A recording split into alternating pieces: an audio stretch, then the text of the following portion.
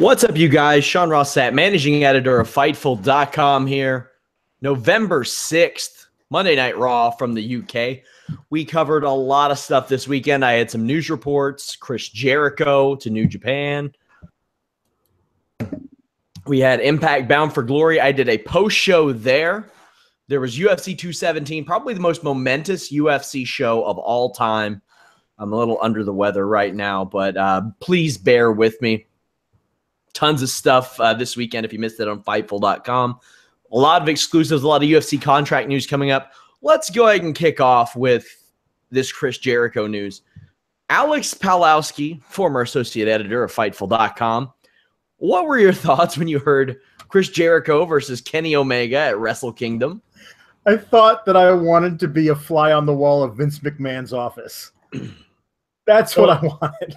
So let me explain what I've heard. I reached out to people in WWE this weekend, and I slept. Brian Rose, thankfully, our new associate editor, he's on the West Coast, and sometimes the East Coast, West Coast thing can be tough. It ain't when it comes to New Japan, because I got David Tees and Brian Rose there covering this in the wee hours of the morning after I'm done with UFC. So I wake up and I find out this news. So I send text to my usual people. And what I hear back is that they were told that Chris Jericho was a little upset a few months ago because he asked about NXT being on his cruise, the Rock and Wrestling cruise. And not only did they say no, they brought him in and talked to him for an hour about why they didn't want to do it. And his thing from what at least a few people in WWE think is that he has been on record so many times saying, I'm loyal to WWE, I'm loyal to Vince McMahon. Vince McMahon is great. I will never work for anybody but Vince McMahon, that he thought that maybe they could work something out. They couldn't. And he was like, yeah, well, okay, we'll see. And he's got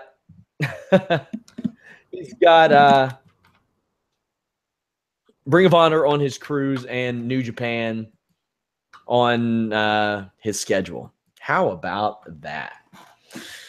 Damn. How about it? Damn. Yeah. Yeah, it's a brave new world when Chris Jericho is like, yeah, you know what? Yeah, New Japan for me.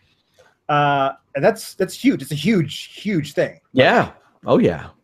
I mean, I saw that and I was like, what is 2017 wrestling is what I thought when I saw that. I was like, I quite literally could not even. So that's going to help out United States subscriptions significantly for them. So good for them. Very good move. We will have full coverage of New Japan Pro Wrestling's Wrestle Kingdom on January 4th, as we do each and every year here at Fightful.com. But we got Monday Night Raw to talk about now, and this week, they're not just mailing it in. They got some stuff they're advertising. They got some big stuff. 2 championship matches on tomorrow night's Smackdown. There was a title change tonight. There was a debut tonight.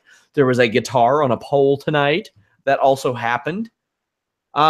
Miz showed up, and it was Miz TV with he and Kurt Angle. I thought the dialogue was average at best. Man, Kurt Angle today, some of the lines that he reads, I'm just like, oh, man.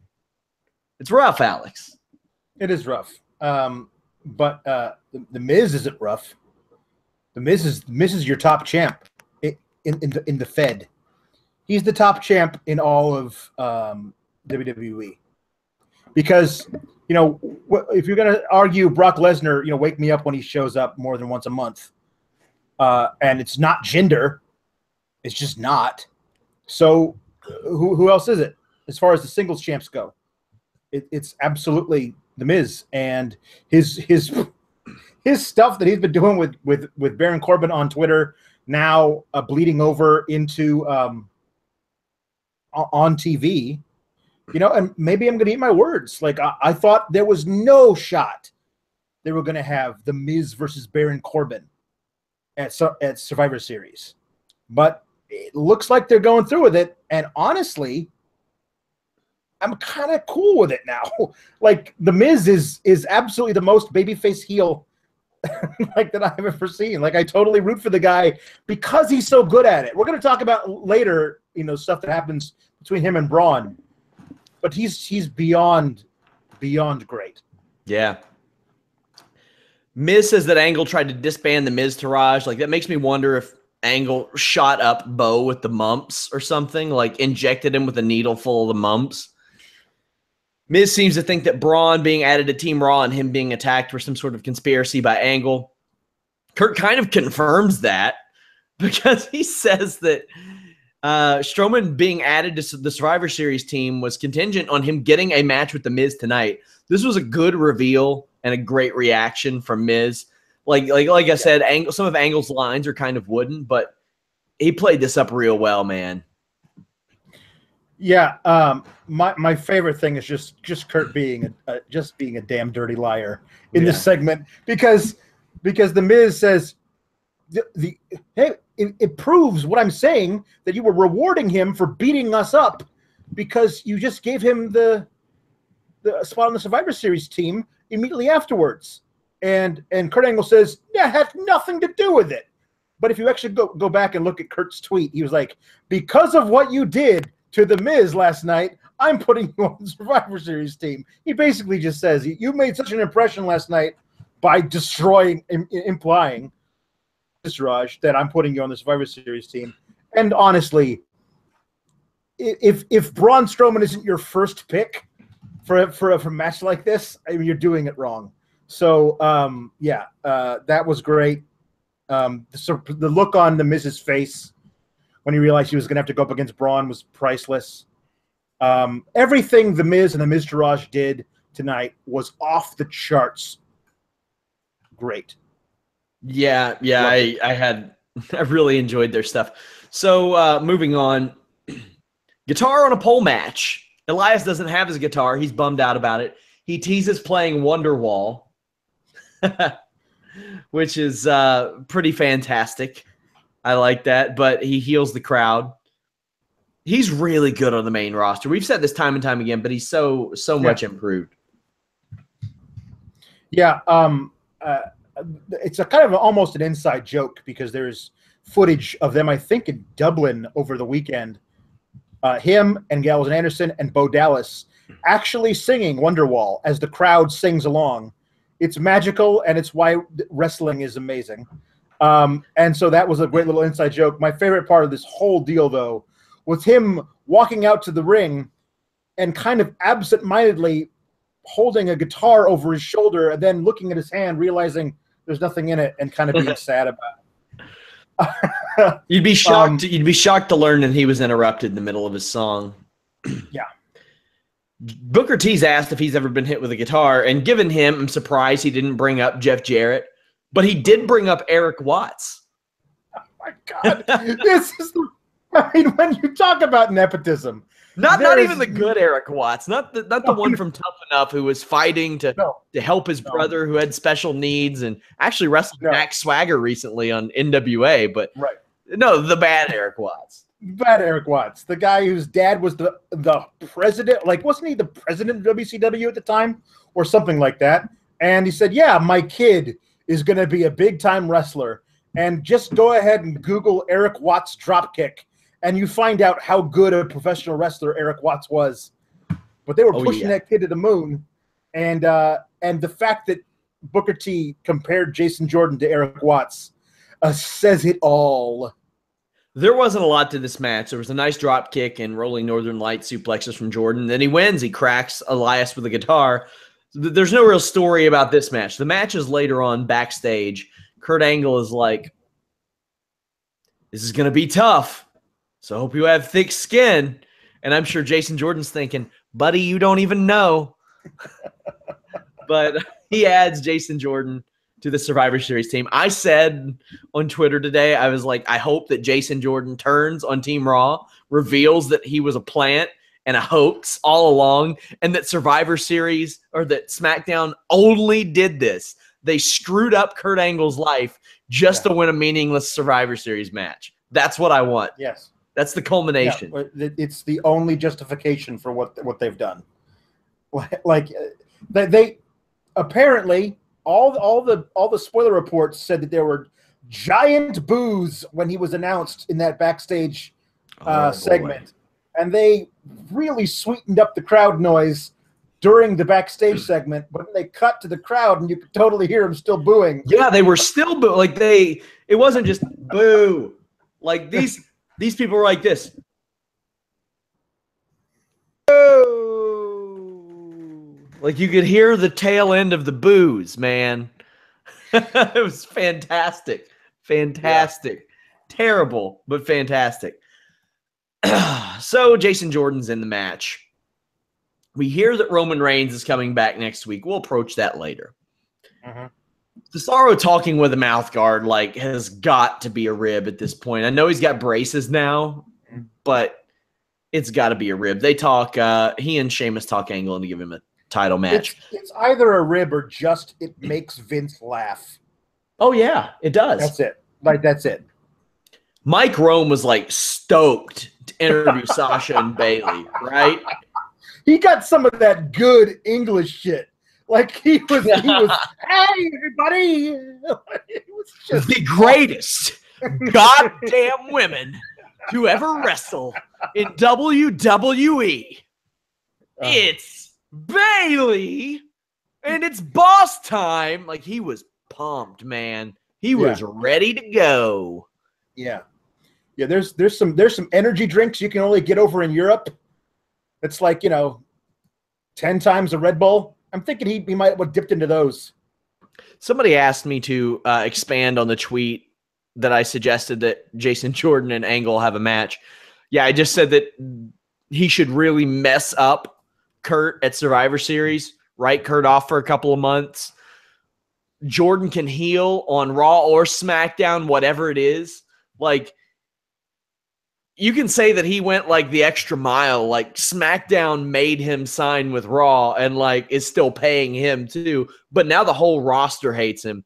And that leads up to the Royal Rumble. And maybe he's doing well. Kurt Angle eliminates him and you can set up something after that. Right now, as a babyface, Jason Jordan ain't going nowhere. So you need to turn him heel and you need to have him with a babyface people care about. And people care about Kurt Angle. So there you go. The Sasha Bayley promo was super buddy. Yep. I think Renee Young joined the Shield, by the way. Yeah, I think she did. Well, she tried to. She wouldn't be the first person to do it out of nowhere because apparently Triple H is super down with the Shield, even though he tried to destroy them for their entire existence and wanted to murder Seth Rollins recently at WrestleMania and hates Roman Reigns. I'm pretty sure he put out a contract on Dean Ambrose at one point. The fact that if Triple H can join the Shield, it's fair game for anybody. Well, Renee Young makes more sense. Does she not? That's true. Renee Young make more sense? She does have ties to the group. Backstage, Alexa Bliss calls Natalya an eccentric cat lady, and Charlie Caruso gets sassy. Yeah. She goes, pardon me, lady, didn't you run from Team SmackDown last week? And Alexa's like, nah, see, she was never champion when I was there. She deflected it really well. Mm-hmm. Fine. I like it. Sure. Asuka slaughtered Stacey Coates. Holy crap. Yeah. As I like to say, she beat that ass real proper. On the AJ Green scale, where do you put this ass kicking? It's above the AJ Green. It's AJ Green whipped that ass real proper. Not only that, the NFL was so terrified that they didn't even suspend the man. No, they thought he was coming for them. They would have had to hire so much extra security. They figured it wasn't even worth it. So as I said, I did a fight breakdown on our YouTube page and Fightful.com. What does it tell you in an NFL fight when Adam Pac-Man Jones starts running and he goes, "Not my scene. I don't want to join this fight. I'd rather not. I'm out. Don't want to I'm out." Well, that's the type of ass kicking Asuka gave Stacey Coates. I love the modified Bubba Bomb into the Asuka lock. That was real cool. It was great. Excellent. Again, now here's your story that you can tell. Um, Emma gets beat by Asuka without a lot of problems, but she still gets in some offense. Asuka runs through jobbers. Mm-hmm. Now, eventually, you tell the story of Asuka coming up against a Nia Jax, a Bayley, a Sasha Banks on Raw, and Alexa Bliss, and having there be a difference between those levels, and that totally makes sense to me. And I'm down to see where they go with this. But Asuka, if I'm booking it, like, there's no way Asuka's not the sole survivor for Raw. Like, she should run through like 4 people. Yeah. And basically, if Raw wins, Alicia Fox is on that Randy Orton legendary Survivor Series run shit. Like, captain of 2 winning teams. Yeah. That's impressive. That's impressive, man. Let's talk about this weird, awkwardly short video that apparently I don't know if only we saw it. I don't know who saw it, but it just cuts to Alicia Fox on camera. Asuka, you're on Team Raw, and then it cuts away. Yeah, it was a thing that was shown over Asuka exiting the arena after winning, but Asuka didn't react to it, so I don't think it was on the Jumbotron. Yeah, I didn't. But that's fine. I mean, yeah, if I'm Alicia Fox, I absolutely put Asuka on the team. Sure. But it was weird. I don't know if the fans in the arena saw it or what. But Asuka had no time for it. If it was being on the Jumbotron, she was too busy celebrating. Titus cuts a pretty good promo backstage saying Samoa Joe would be in trouble. Boy, was he wrong. Yep. Samoa Joe kicks his ass before he can get into the ring. Instead, Finn Balor answers Samoa Joe's open challenge. They're really shoving the extraordinary man thing. As I tweeted, at Sean Ross Sapp, I'd rather hear ordinary broadcasters doing extraordinary commentary. Yeah, they're even screwing it up. They can't keep it straight. They keep calling him extraordinary man and his extraordinary things. That's not what the thing is. The thing is that he's an ordinary man who does like if your commentators can't keep it straight, it's time for you to get a new tagline. Yeah, I hate it as well. I did wish. I mean, I think they mentioned it a few times, but the story should be. These guys tried to murder each other for the extent of their time in NXT, and had title match after title match. This is they had a match in London, like NXT Takeover London, where Finn dressed up as Jack the Ripper, a noted serial killer, as the babyface, and we were like, yeah, absolutely, we like this guy. But I thought that should have been like the story of the match. As opposed to, wow, look how great Samoa Joe moves for a fat guy. Which was a lot of those kind of comments. And I was like, well, yeah, we know. He's been on the main roster for months. It was just a weird. This is a good match. I think Finn Balor's hot streak in the ring is continuing because I used to really take a duty on his style, but he's hitting the kicks a little bit stiffer. He's adding in some new stuff. Joe can work that faster style. He can take everything. Production misses a lot on Finn Balor, too. I think that's one of the big things with me is, like, if production was better, and that's crazy to think. Because if you ask WWE to put together a documentary, a 2-hour documentary on Finn Balor and have it done by the end of December, it'd be awesome. It'd be incredible. It'd be really great. But if you ask them to shoot a match between him and Samoa Joe, it ain't going to be that great. Because of these weird habits that they think they have to do. And now, oh my God, Josh Matthews is picking up on him. He's calling moves as on Impact. It makes me think that like somebody above him heard it and they're like, oh, you got to do that. Yeah, we want to sound like them. We want to sound like where the big boys play. I'll talk a little bit about Impact. Well, actually, no, I'm going to save it for a news update. I'll save it for a separate video. Okay, because we should touch on the fact that people have often said, you couldn't pay me to go watch Impact live. And now they're testing that. That show was so bad, man. It was not good last night. Oh, boy. They're putting out a casting call for extras. I'm telling you guys, I saw pictures. I saw pictures of the house tonight. Wait till y'all see it. It's bad. It's real bad. Yeah. Well, yeah. No, I mean like it's even worse than you can imagine. I can't wait to see these pictures. They're real You're putting bad. out a casting call for extras to get paid $50 to come sit in the stands. They just okay. Like I said, I'm gonna save it for the news update. I'm gonna do a news update about this tomorrow because those are doing real well on our YouTube page over at youtube.com/Fightful. So I want to save it for that. All right. Plus, I already gave you all the sweet Chris Jericho being pissed off nugget. There's a missed coup de grace. Joe hits a Uranagi. Balor ends up with a big double foot stomp and a tope con hilo. The offense that I thought was pedestrian a few months ago, he's going all in on. I like it. It's finding its place more and more. This ends in a double count out, but Kurt comes out and he's like, hell yeah, I like this. You're on my team. Fair. Makes sense. Absolutely fair. A little bit of something too. I'm cool with that. The only problem is that when talking about this match, one of the major subplots is, can Finn Balor and Samoa Joe coexist on the same team? They're already putting out tweets about it, and it's just like, okay. Yeah, okay. Either brand supremacy is supreme, and they have to fight because they love Raw, or they hate each other more.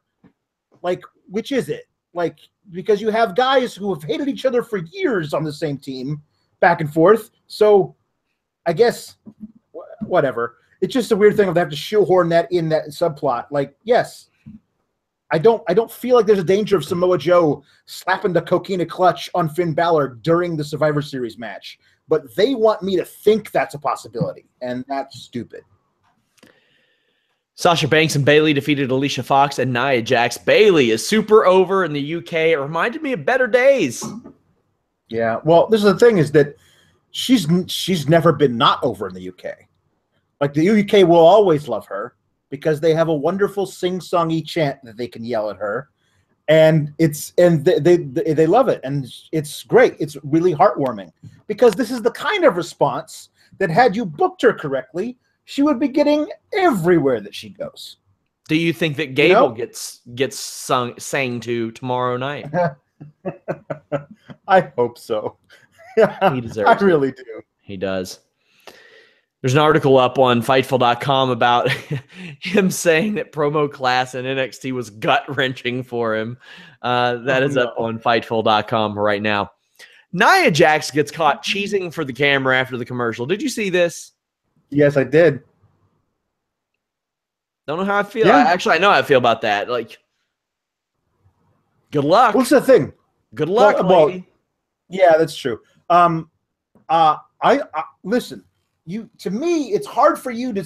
What they were doing is they were showing her and promoting her and Alexa Bliss on Total Divas, and on Total Divas, she and Alexa Bliss are a total delight. Mm-hmm. They are wonderful together. They are super fun, and the best thing about the show, the new season.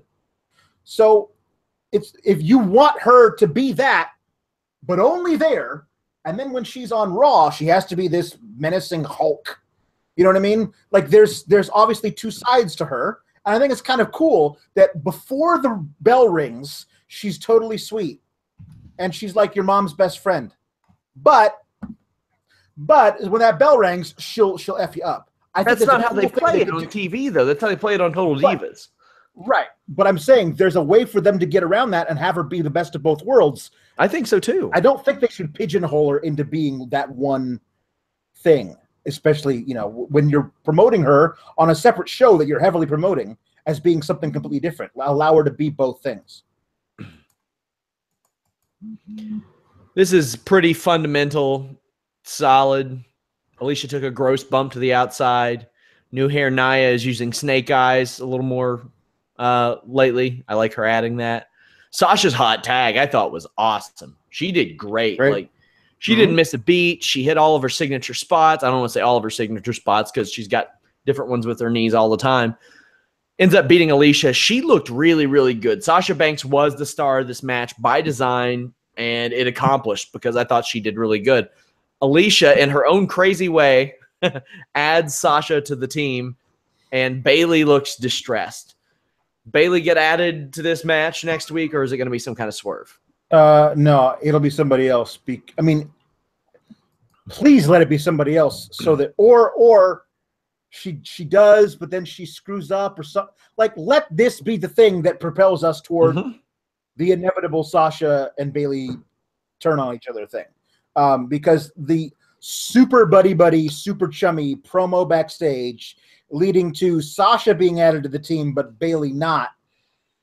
That's story progression. And if you just leave that behind and let Bailey get on the team for, like unceremoniously, and then nothing happens at Survivor Series, it's like, how long can we draw this out before nobody cares when they actually turn on each other? I'm hoping that it's soon and impactful when it does happen. But I did love Bailey's look that she realized that she wasn't on the team, and it was just so sad. It was like, that's good. Maybe you can get broken Bailey. I'm all about it. Something, anything. At this point, I don't care who turns, her or Sasha, but one of them need to. Backstage, Bo Dallas is trying to pump up the Miz Taraj. Kurt Axel's like, nah, bro, you just need to run. Just run. I love that. Well, I loved it. To be fair, Bo did run later, right into the fist of Braun Strowman. Yes. He sold that punch like $1 million.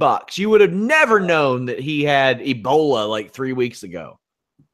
He's great. He's really, really, really great at selling that kind of stuff, and has been for years since he's been on the main roster. His selling is fantastic. I think I'm going to do a Fightful books it hopefully this month. I may do it members only, so go over and register for free at Fightful.com. For Fightful books it, Bo Dallas's WrestleMania moment. Nice. That's what I think I'll do. Register at Fightful.com because initially that will be members only. Got to give something a little extra to the members besides those sweet forums, which you all should be using every day. Every day. Braun Strowman beats up Miz real bad. That's it. He throws him around like a sack of duty, like all day long. Kane comes out to confront Braun. He gets beaten up too. Now here's the best thing. You threw me in a garbage truck. You can't kill me. You can't kill me. Like, yes, no, nobody can kill you. You're invincible. You're the deathless one. Braun just being picked up on mic, yelling stuff at people during that, like where Curtis Axel was kind of creeping up on him, trying to stop him from beating up Miz on the outside, and he turns around and yells at Axel, "You didn't learn your lesson last week, punk!" I'm like, he's just great. He's so great. I want him mic'd up like in the NFL on the sidelines. Just everything that he says should be recorded for posterity. Kane comes out, and Kane picked a fight with the wrong dude, but I did like the Kane sit up after the power slam. I like that they're extending this, but Braun is. Here's the thing that I didn't realize, and I can't believe I didn't think of this earlier. His like raise the arms and yell thing is going to get so over. As a thing. It is. They all screamed it with him. Oh, I'm saying, like, tonight was the first time I saw it. Yeah. I'm like, sometimes the English crowds are really avant-garde. They start stuff. Like the first time I ever actually heard, maybe they were doing it forever before, but the first time I really ever heard John Cena sucks. John Cena sucks. That was in London or something. So like they and now it's everywhere. Mm-hmm. So I think it's really cool that like that's a thing that as a babyface, when he does that and the crowd does it along with him, that's going to be gigantic. I can't tell you how much I love the idea that they're finally acknowledging that we love this man and they're booking him so that we can cheer for him. That's great. When do you think they pay this off, before or after Survivor Series with Kane? During. There's no way Braun isn't eliminated because he's chasing Kane to the back. That's happening. We know that's the old Undertaker cop-out spot. That's what they're doing there. They had him get copped out by James Ellsworth last year. Because big dudes are dumb and they get eliminated that way. That's just how it happens. That's how it happens, yeah. Otherwise, why wouldn't Braun Strowman just destroy everyone on Team SmackDown? Run through it. Like, never tag out and just destroy everyone. Why wouldn't Dude, that's what I do. That's if you really want to get over the next guy, I have nobody else tag into that match, and he runs through them all in 5 minutes. Quality? I don't know about that, but yeah. But just realistic, kill everybody. Just have him kill everybody. Yeah. Sacrifice the entire roster for this one guy. Bobby Roode's got a shot against Braun Strowman. I mean, you've sacrificed the entire roster for people who couldn't get over. Why not do it for one that can? Yeah. Okay, maybe I wouldn't go that far, but yeah, I'd have him have a huge presence there. Enzo Amore cuts a really long promo.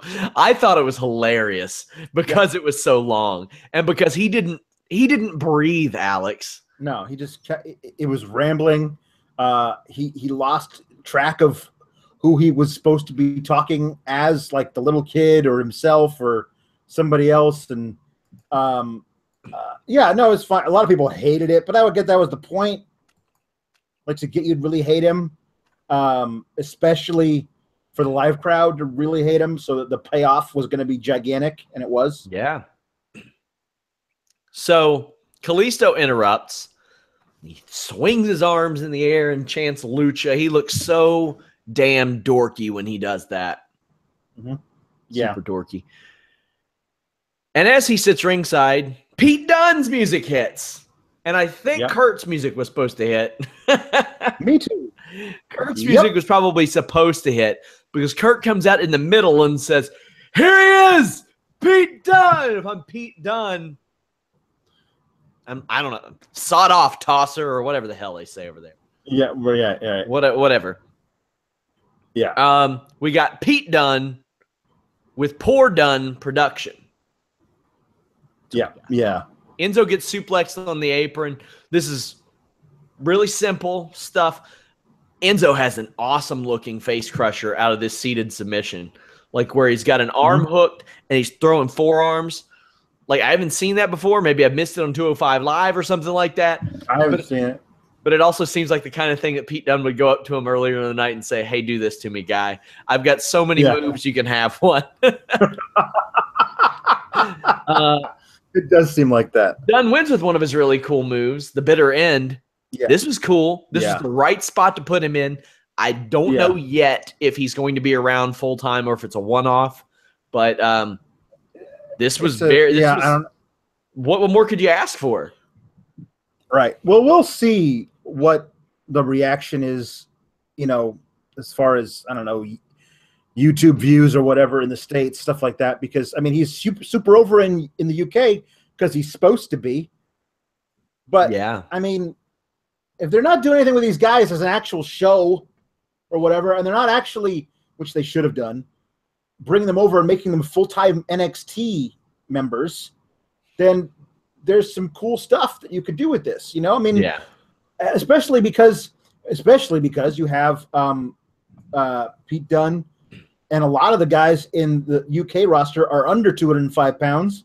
You can have them show up like they're going to tomorrow night at 205 Live and do a couple of things.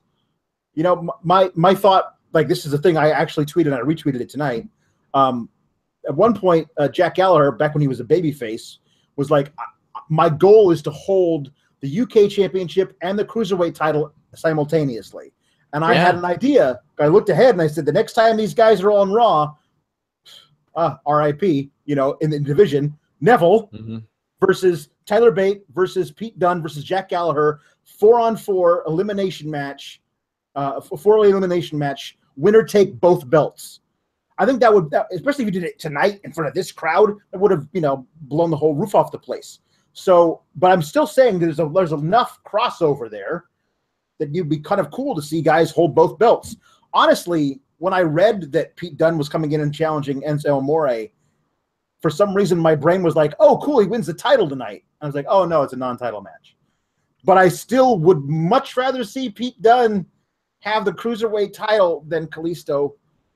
So maybe there's a chance of that happening because that would be much better in my book. But yeah, Kalisto is one of the most popcorn fart challengers. Because I mean, think about the possibility of a Pete Dunne versus Cedric Alexander feud, a Pete Dunne versus Mustafa Ali feud. Like, these are things that you could do on 205 Live for the purists who are really the people who watch 205 Live. Let's be honest. You get a lot of casual fans saying, "Let me catch that Rich Swann versus Grand Metal Elite match." Unfortunately, right?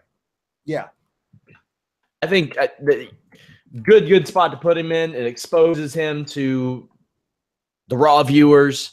It gets him a win in front of the Raw viewers. Enzo ain't hurt. Enzo's thing isn't he's like super worker and beats everybody. That's not him. He's a loudmouth on the mic that sometimes gets some wins. And I'm cool with that. It fits Enzo real well. And this fit Pete Dunne real well. The only person I didn't understand how they fit into it, well, I didn't understand how Kurt fit into it either, but Kalisto. Well, yeah, because he's still got the match versus Enzo at Survivor Series. So he's just there to gloat because Enzo lost to this guy who's not even on the roster. Yeah. What it felt like to me, which is like, no, I would like to see Pete Dunne kick your ass, Kalisto.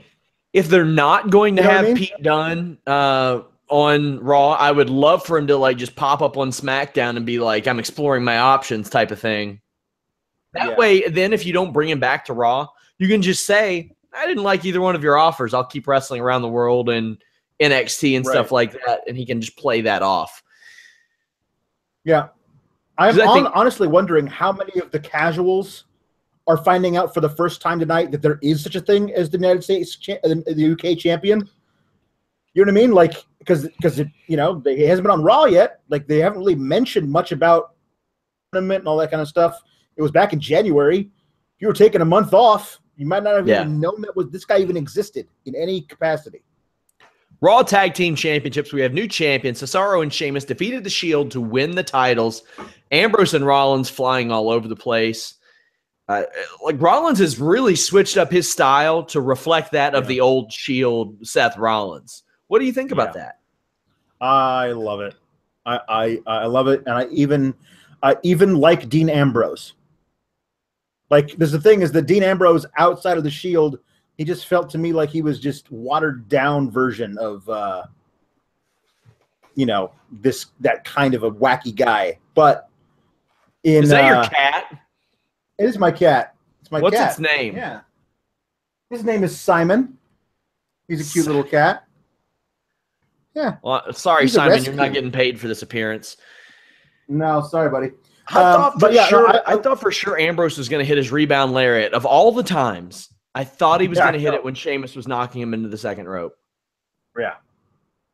Yeah. No, he did. But he did do his other variation, which is to be thrown toward the apron from the outside and do the swing around legs thing while sitting on the apron, which I kind of hate. But I do love him as being. He did that though. I know it's been a while. I do love him as being the unhinged, wacky, crazy guy, and Seth Rollins saying, "Dude, chill." In all their promos, I like that. Like understand. You got to understand Dean. He's nuts, but I love him. Like, that kind of a thing is really cool. I don't know yet because it feels like forever since Roman Reigns has been out. Like what their dynamic is really going to be. So once he's back, but this match kicked all kinds of ass as they were going down near the end, where they were like crazy double team moves with kick outs and near falls and all that stuff. This was great. All of it was very, very good and totally unexpected. I did not think that they were really going to give this much away in this match between these two teams again, because they've had some good matches in the past, the pay-per-views, but this one might have been their best. I thought it was interesting that Cesaro and Sheamus used that double crucifix bomb, since the Bludgeon Brothers are now using it as their finish. Are they? On SmackDown, yeah. But they did hit it into the ring barricade. Yeah, yikes. Hot damn, man. We get a great series of finishing moves that don't actually finish anybody, false finishes. And then New Day's music hit. And I mean, it's like, well, Big E's voice hit. He's like, oh, Yes. Manchester. And like about 20 seconds into this, Michael Cole goes, oh my God, it's New Day. Who did you think it was? Yeah, no, I don't know. Is Kalisto back out here? There's an interruption in the crowd. This is highly illogical. Yeah, I don't man. know. That was really bad. But I thought it was funny. This whole thing was funny to me.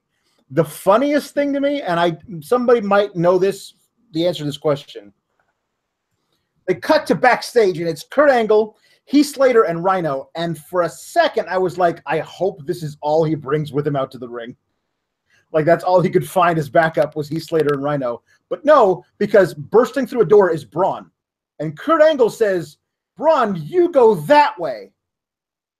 And Braun walks in the opposite direction of the ring. And everyone else, the entire Raw roster, comes down to the ring. So what I want to know is, where was Kurt sending Braun, and to what end? Wouldn't that be the guy that you want leading the charge down to the ring? I don't know where Braun is. Like, he was into the parking lot, like for safekeeping or something. I don't know what this was. But the whole deal was funny. And as they said, Roman's showing up next week on Raw.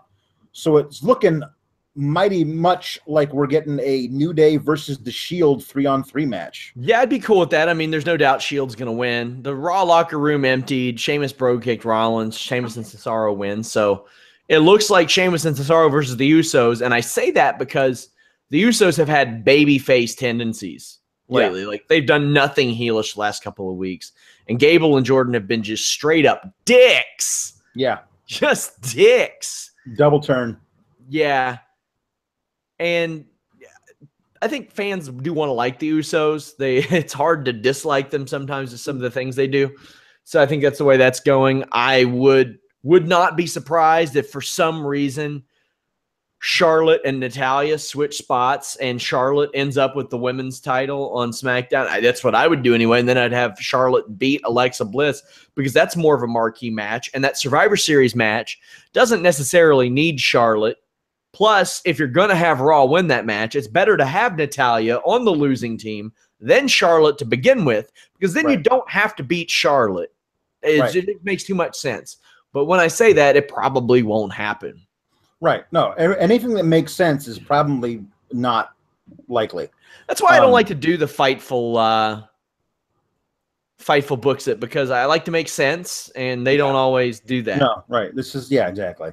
But I'm super down with a New Day in this iteration because they're all bringing it every time they get in the ring against the Shield. Now the Shield's going to win, but it's going to be a lot of fun getting there, because otherwise the alternative had been New Day's not on the card, and Seth and Dean probably beat the Usos, and Roman gets into the Survivor Series singles, the Survivor Series men's match, and winds up eliminating everybody. So I'd much rather watch what promises to be a fantastic New Day versus Shield event match, because really, I mean, as far as the trios go, like who's bigger than that in the history of the WWE? You know, like these are like, so that's a giant match. But the fact that they like had to wait until like the last week before Survivor Series to promote it, like feels like, oh, hey, why aren't we doing this? We should totally do this. Figure out a way of doing this. It feels kind of a tacked on, but I'm not going to complain, because I really looking, if this match gets booked, it might be the match I'm looking forward to the most on this card. So I want to ask you your thoughts on this. I am under the assumption and the theory that WWE often will do things like this, like the Pete Dunne debut, like the title change, like momentous happenings, earlier in the afternoon because when they tape the show, because they know that people will find out about it and they hope people tune in. Do you think that method works? I don't know. I honestly don't know. I mean, it's difficult to say. I mean, is it, I want to see how this happened? Is that bigger than I want to see if this happens? You know what I mean? Like, for example, tomorrow night, AJ versus Jinder. There's a lot of talk about why would you do this now? Because you just said last week it was gonna be AJ versus Rusev. Then like 2 days later you said, nah, just kidding. It's gonna be AJ versus Jinder for the title. I mean, does it make it more or less likely that they would actually do a title change hours earlier when they know everyone in the States is going to hear about it ahead of time? There won't be that big surprise factor.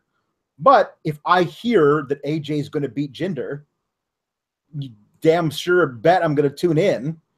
But yeah, you know, so I guess that's the truth. I mean, I guess that is that they want to do it ahead of time, get a little tease in there, and get you what your appetite. But I'll say this: I'm rooting for AJ tomorrow.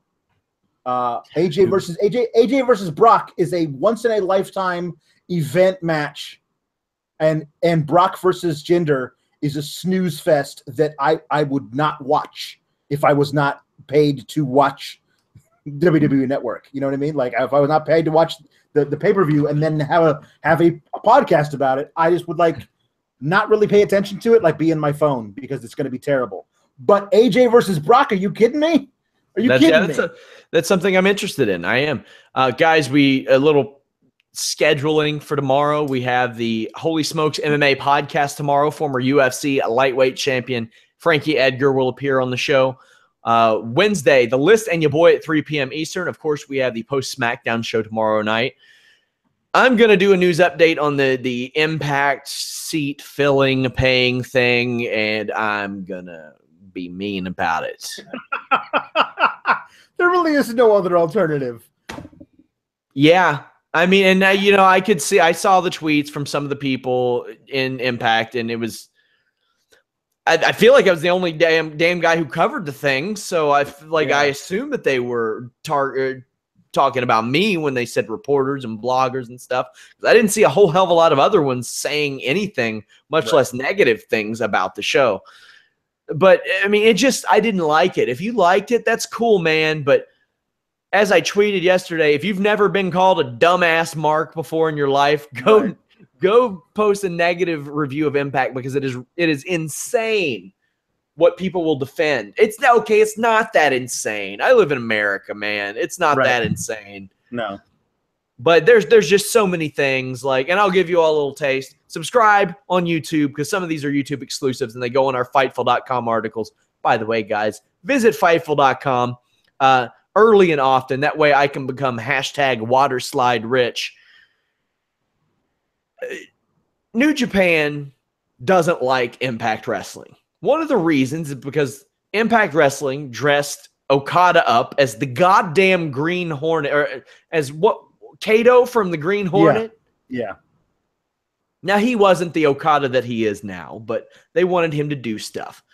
It didn't work out that well with Sonata either. And Scott D'Amore stopped by the New Japan locker room a few weeks ago, maybe a month ago, and apologized in person to Okada about how he was treated and assured them they would do better. Last night, they had a Taya Rosemary match that was canceled. So to fill in for that, they brought in Tyson Dukes, a familiar Canadian name, and Taiji Ishimori. And during that match, about 40% of it was used to show drunk Laurel Van Ness in the crowd. Mm-hmm. Sounds like real progress. And I'm a Laurel Van Ness fan. I like her work. Very good. She'll be in WWE. Probably, if she's not in WWE within 2 years, I would be shocked. Right. And I'm talking main roster. Yeah, not a good thing. Somebody asked what Super Chat is. That is a way you all can donate. I just never push it. If Jimmy tells me push the Super Chat, encourage donations, then I'll do that. you all are welcome to as always. You're welcome to follow Alex at Pawlowski the 4th, or is it 5th? I don't know how many. Fourth. Okay. You're like, Fifth I like how you say that like fifth. Huh. Fifth would just be too much. Ugh. You can follow me at Sean Ross Sapp. You can follow us at Fightful Online. We got all your coverage at Fightful.com, my friends. Until next time, we're out.